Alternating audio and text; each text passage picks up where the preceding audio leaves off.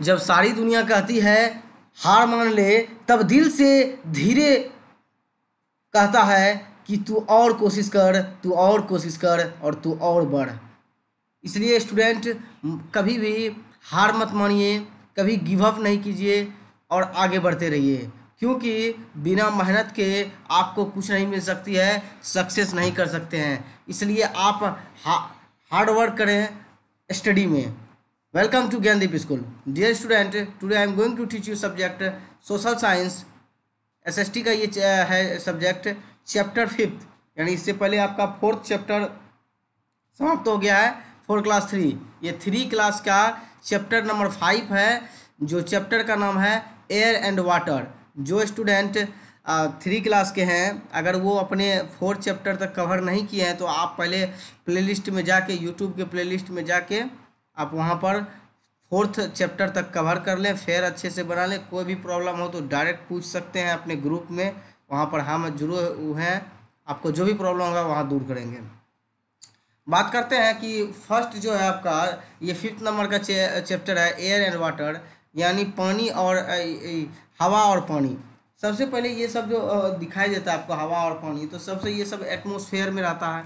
तो बात आए कि एटमॉस्फेयर किसे कहते हैं? Layer of air surrounding the अर्थ, यानी ऐसा लेयर जो कि एयर का हो, हवा का हो, और पूरे अर्थ में मतलब वो है, पूरे अर्थ में सराउंडिंग कर रहा है, यानी गोल घूम रहा है, यानी अर्थ में। तो वो एयर जो है पूरे अर्थ में है, तो वही एटमॉस्फेयर कहलाता है। फिर से एटमॉस्फेयर का डिफिनेशन देख लीजिए।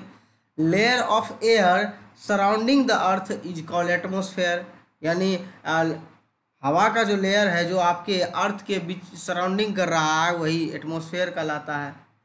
अब बात है एयर का, तो हो गया कि हाँ एटमॉस्फेयर एयर से रिलेटेड है। और वाटर, तो पूछ सकता है व्हाट इज वाटर या वाटर साइकिल। तो changing of water to gas, देखते होंगे कि वाटर कभी गैस में बदल जाता है, एंड बैक अगेन वाटर, इसलिए उसको वाटर साइकिल कहते हैं, इज कॉल्ड वाटर साइकिल। फिर से समझिए, changing of water to gas and back again to water is called water cycle, यानी वाटर जो होगा वो पहले वाटर होगा, फिर उससे यानी गैस बन जाएगा। गैस कैसे बनेगा? जब आप उनको बर्फ़ बनाते हैं, यानी बर्फ़ देखते होंगे कि उसको ज़्यादा अगर ठंडा कर दीजिए फ्रिज में तो बहुत ज़्यादा ठंडा हो जाता है, तो उससे देखिएगा कि धीरे धीरे गैस निकलने लगता है, ऐसा लगता है कि गैस निकल रहा है।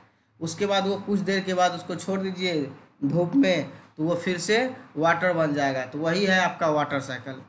समझ गए होंगे आप। चलिए आते हैं, अब एयर है। एयर समझते हैं क्या है। एयर इज ऑल अराउंड अस, यानी एयर जो है हमारे आसपास बहुत सारे मतलब इतने हैं कि हम लोग देख नहीं सकते, हवा को देख नहीं सकते, लेकिन फील कर सकते हैं, महसूस कर सकते हैं। तो air is all around us, हम लोग के चारों तरफ हवा ही हवा है। The blanket of air surrounding the earth is known as atmosphere, आप ये भी और डिफिनेशन लिख सकते हैं एटमॉस्फेयर का, कि ऐसा एक तरह से इसको कंबल कहा गया, ऐसा हवा का एक ऐसा कंबल जो पूरे अर्थ का सराउंडिंग हो, यानी घिरा हो, उसी को हम लोग एटमॉस्फेयर के नाम से जानते हैं। Atmosphere. All of all of us need air to breathe, हम लोग जितने भी हैं सभी को ज़रूरत है हवा की सांस लेने के लिए।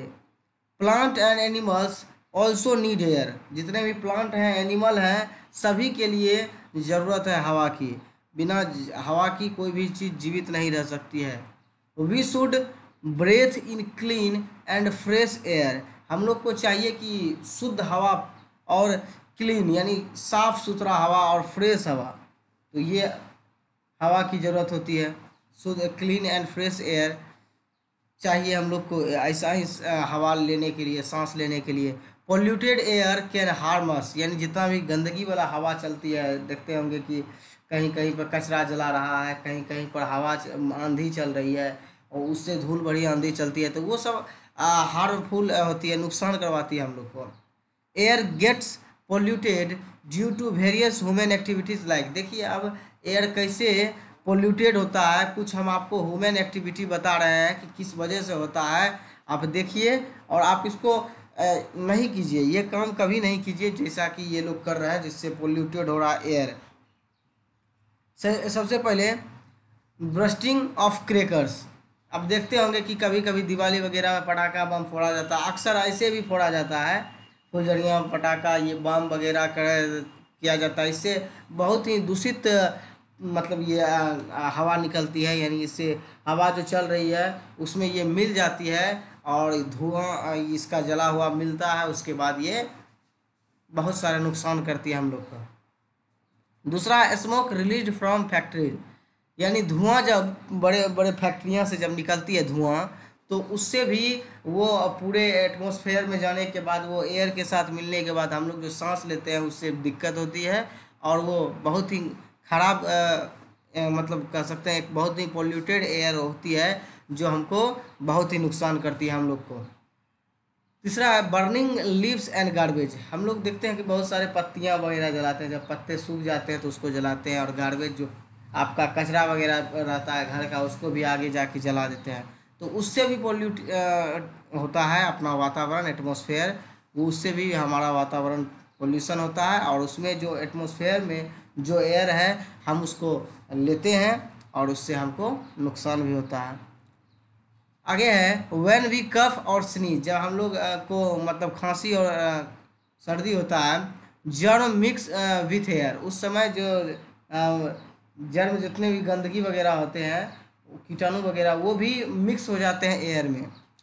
देज germs pollute the air and spread disease, और ये जर्म जो होते हैं ये गंदगी जो होते हैं ये पोल्यूट करते हैं एयर को, यानी हवा को गंदा बना देती है, और बहुत सारे डिजीज को जन्म देती है, बहुत सारे डिजीज को फैलाती है, बीमारी को। तो आप ये सब देख रहे हैं कि इस तरीके से हो रहा है, तो कुछ एक्टिविटी जो है आप कम कर सकते हैं और इससे अपने एटमॉस्फेयर को पोल्यूटेड होने से बचा सकते हैं। चलिए अब एयर क्लीन, दूसरा नेक्स्ट टॉपिक है air clean air. To breathe in fresh air, हम लोग को सांस लेने के लिए फ्रेश एयर की ज़रूरत होता है, तो we should grow more trees. सबसे पहले हम लोग को चाहिए कि इतना गंदगी ना फैले, हवा मतलब वातावरण दूषित ना हो, तो इसके लिए हम लोग को चाहिए कि फ्रेश एयर के लिए हम लोग को चाहिए कि हम लोग को ज़्यादा से ज़्यादा ट्री ग्रो करना चाहिए, पेड़ पौधे लगाना चाहिए, जिससे कि हवा हमेशा फ्रेश एयर आपको मिलते रहे। फिर कह रहा है यूज सीएनजी इन व्हीकल्स, यानी गाड़ियों में सीएनजी का यूज करना चाहिए, कंप्रेस्ड नेचुरल गैस, यानी इससे धुआं वगैरह नहीं निकलता। आज जो पेट्रोलियम डीजल से यूज किया जाता है, कोई भी कार गाड़ी हो, जो भी बड़े बड़े व्हीकल्स हो, देखते होंगे कि धुआं निकलती है, तो वो भी धुआं जाके एयर एटमॉस्फेयर में जाके मिल जाती है, और उसके बाद वो भी क्या होता है पोल्यूटेड हो जाती है। तो पोल्यूटेड होने के बाद हम लोग जो सांस लेते हैं उससे बहुत ही बीमारी हम लोग को हो जाती है, और वो सांस लेने में बहुत दिक्कत भी होती है। तीसरा है डू नॉट बर्न गार्बेज, इसलिए हम लोग को कह रहा है कि हम लोग को कभी गार्बेज यानी कचरा वगैरह नहीं जलाना चाहिए। तो ये सब आप कर सकते हैं, जिससे आपको फ्रेश एयर मिल सकता है। वाटर के बारे में थोड़ा जानते हैं। We can't live on the earth without water, हम लोग जो पृथ्वी पर हैं पूरे धरती पर, मतलब हम लोग जो धरती पे जिंदा हैं, तो बिना पानी का जिंदा नहीं रह सकते हैं। आपको पता है 100% वाटर पे मात्र 2.5% वाटर ही पीने लायक है, और उसमें से 1.5% जो वाटर है वो आइस के रूप में बड़े बड़े माउंटेन के पीक के ऊपर में है, वो आइस बना हुआ है, ठंडा है, तो फ्रीजिंग की तरह है वो। कभी गर्मियों के दिनों में पिघलता है, तो उससे हिमालय वाला नदी निकलती है, उसके बाद वो पानी फिर पिया जाता है। तो लेकिन जो हम लोग जो चापाकल से ट्यूबवेल से हम लोग जो निकालते हैं वो 1% के आसपास ही पानी है, और बहुत सारे ऐसे स्टेट हैं जहाँ पर कि पानी की दिक्कत है, जैसे महाराष्ट्र ले लीजिए, आप दिल्ली ले लीजिए, उसके बाद आप राजस्थान ले लीजिए, ये सब में स्टेट में पानी एक सप्ताह में एक बार उसके चापाकल में आता है, और वो लोग तब ये उसका यूज करते हैं, और 8 दिन तक उनका यूज करते रहते हैं। फिर एक सप्ताह के बाद, फिर हफ्ता के बाद, एक हफ्ता में 8 दिन के बाद, 6 दिन के बाद, 7 दिन के बाद आता है, तब वो पानी पीते हैं। हम लोग के ट्यूबवेल में हमेशा पानी रहता है, इसलिए जब मन तब बर्बाद करते हैं, तो हम लोग को इस पर रोक लगाना चाहिए, यानी हम लोग को इसको कम करना चाहिए। जितना पानी पिए उतना ही चापाकल से यूज करें, ऐसा नहीं कि पानी पी रहे हैं थोड़ा सा 2 गिलास पानी उसमें चला दिए, एक गिलास धोने में और एक गिलास को फेंकने में। ऐसा ना, जितना यूज हो उतना ही पानी लें, ज़्यादा पानी वेस्ट ना करें। वाटर की बहुत दिक्कत है। ऐसा हम लोग का बिहार में अभी तक हुआ नहीं, लेकिन बिहार में भी जल्दी हो जाएगी और वाटर की बहुत दिक्कत हो जाएगी। अभी हमारे बहुत जगह पे वाटर सप्लाई किया जा रहा है, ये बिहार गवर्नमेंट के द्वारा। बहुत जगह पाइपलाइन बिछाया गया है जिससे कि आपके घर तक वाटर, अच्छे वाटर यानी प्योर वाटर आ सके, शुद्ध वाटर आ सके। तो आप उसका अच्छे से यूज करें, जितना ज़रूरत है उतना ही, क्योंकि हम लोग बिना पानी के ज़िंदा नहीं रह सकते हैं, ये आप जानते हैं। वाटर इज़ यूज फॉर, अब देखिए वाटर का यूज और क्या क्या है, किस किस के लिए हम लोग यूज करते हैं, देखते हैं थोड़ा पिक्चर में। यहाँ देखिए ड्रिंकिंग वाटर, यहाँ देखिए वॉशिंग हैंड, इसमें भी वाटर का यूज हो रहा है। यहाँ क्लीनिंग हाउस, इसमें देखिए यहाँ पर यूज हो रहा है, यहाँ पर क्लीनिंग करते हैं। बाथिंग के लिए, टेक बाथिंग यानी नहाने के लिए। अब इरिगेशन, सिंचाई के लिए, पाइप के माध्यम से ये खेतों में सिंचाई किया जा रहा है। और स्विमिंग के लिए, यानी नदी वगैरह में, ये स्विमिंग पूल में स्विमिंग के लिए। तो ये सब कुछ था, आपको दिखाया वाटर के बारे में किस किस चीज़ का यूज कर सकते हैं। तो आई होप आप समझ गए होंगे एटमॉस्फेयर क्या है, वाटर साइकिल क्या है।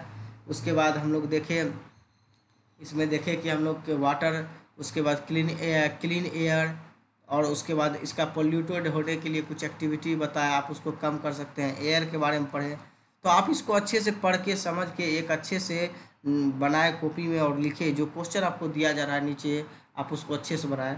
टुडेज वर्क फॉर यू में आपको 3 क्वेश्चन दिया जा रहा है। देखिए, पहला व्हाट इज एटमोसफेयर, दूसरा व्हाट इज वाटर साइकिल, तीसरा how can we keep air clean, कैसे हम लोग मतलब इसको क्लीन एयर रख सकते हैं, यानी एयर को क्लीन किस तरह रखा जाएगा वो पूछा जा रहा है। ये क्वेश्चन तीनों था। आई होप आप इसको अच्छे से बना के अपने ग्रुप के व्हाट्सएप में भेजेंगे, ताकि आपका आंसर चेक करके आपको फीडबैक दिया जा सके। चलिए मिलते हैं नेक्स्ट वीडियो में, तब तक के लिए take care, good bye, thank you all of you.